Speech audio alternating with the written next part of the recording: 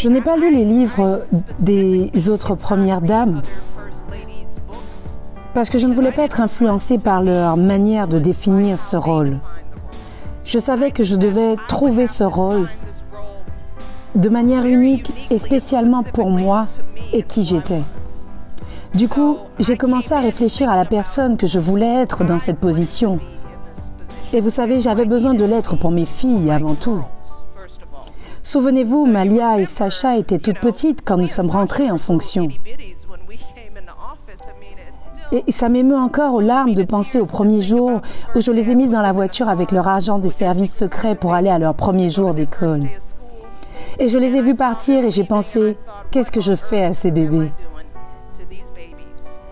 Alors j'ai su sur le champ et à ce moment-là que mon premier travail était de m'assurer qu'elles allaient sortir de cette expérience entière et normale et que j'allais les protéger au milieu de toute cette folie.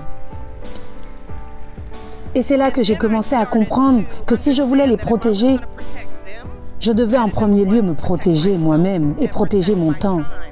Donc je savais dès mon entrée en fonction que je ne voulais pas perdre de temps que je passerais loin de mes enfants. Et j'ai effectivement appris cela avant même que je devienne la première dame, mais en tant qu'avocat ou en tant que vice-présidente d'un hôpital.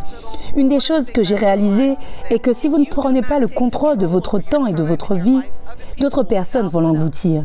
Si vous ne définissez pas vous-même vos priorités, vous dégringolerez constamment de plus en plus bas de votre liste.